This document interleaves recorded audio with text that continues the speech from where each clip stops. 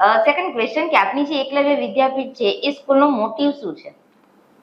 અમે એકલવ્ય વિદ્યાપીઠની અંદર દરેક વિષયના અનુભવી ટીચર્સ ભેગા થઈને કામ કરવા જઈ રહ્યા છીએ અને અમારું એકલવ્ય વિદ્યાપીઠનું એક જ ધ્યેય છે વિદ્યાર્થીનું શ્રેષ્ઠ પરિણામ. જેમ કે હાલની પરીક્ષાઓ JEE અને NEET જે અંકલેશ્વરની અંદર બહુ નહીવત એનું રિઝલ્ટ આવે છે, જેથી બાળકોને 11-12 કર્યા પછી બીજી કોલેજોની અંદર જે એડમિશન સારી કોલેજોમાં જોવે છે એ મળતું નથી.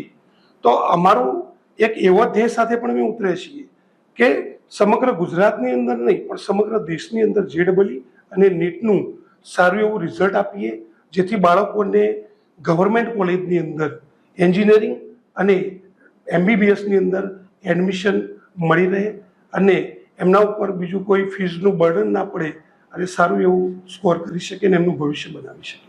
હા સર, આપણે જોતા હોઈએ છીએ કે સ્ટુડન્ટ છે 12 પાસ આઉટ કરે છે, JEE નીટની તૈયારી પણ કરતા હોય છે, એક્ઝામ પણ આપે છે, પછી એમાં પાસ આઉટ નથી થતા અથવા તો એમનો જે સ્કોર છે એ ઓછો આવે, એડમિશન ના મળે, તો લાસ્ટ ઓપ્શન એમની પાસે એ જ હોય છે કાં તો BSc કરશે, કોલેજ કરશે અને પછી કંપનીમાં જોબ કરશે. એટલે એમના જે ડ્રીમ હોય છે એ તો અહીંયા અધૂરા જ રહી જાય છે. તો તમારી જે સ્કૂલ છે બહુ સારું કામ કરવા જઈ રહી છે.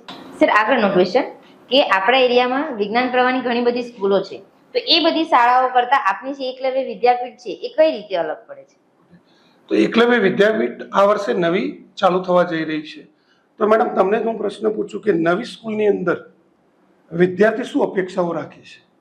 સર, હું વિદ્યાર્થી અને એના જે વાલી છે બંનેના દ્રષ્ટિકોણથી વાત કરીશ કે જ્યારે એડમિશન લેવા જાય છે તો પહેલા તો એની અપેક્ષા એ હશે કે એને સારું રિઝલ્ટ ત્યાં મળે, સારું શિક્ષણ મળે અને બીજું કે એના જે ટીચર્સ છે એ એક્સપિરિયન્સ હોવા જોઈએ. કારણ કે એની જે એક્ઝામ છે, જે બોર્ડની એક્ઝામ આપશે, JEE છે, NEET છે, ગુજકેટ, એ બધી એક્ઝામો જે આપે છે, જો એક્સપિરિયન્સ ટીચર હશે તો એને સારું માર્ગદર્શન આપી શકે. એટલે આ બધી અપેક્ષાઓ હોઈ શકે. એક્ઝેક્ટલી. તો અહીંયા એકલવ્ય વિદ્યાપીઠની અંદર દરેક વિષયના અનુભવી ટીચર્સ જોડાયેલા છે. એનો પરિચય આપી દઉં તો જેમ કે હું EK પટેલ, મેથ્સ 24 વર્ષનો અનુભવ છે.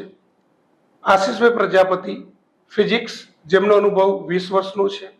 દર્શના મેડમ, કેમિસ્ટ્રી, જેમનો અનુભવ 23 વર્ષનો છે. અમિતભાઈ ઇટાલિયા, બાયોલોજી, જેમનો અનુભવ 16 વર્ષનો છે. હેતલ મેડમ, બાયોલોજી, જેમનો અનુભવ 14 વર્ષનો છે.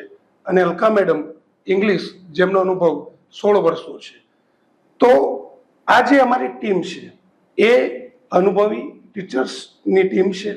તો પહેલી તો આ ટીચર્સ જે બાળકને ધોરણ 11માંથી ભણાવતા હશે એ જ શિક્ષક છેક સુધી રહેશે અને ટીચર્સ બદલાવાની કોઈ ઝંઝટ નથી, કારણ કે અમે બધા સાથે ભેગા મળીને સ્કૂલ ઓર્ગેનાઇઝ કરી.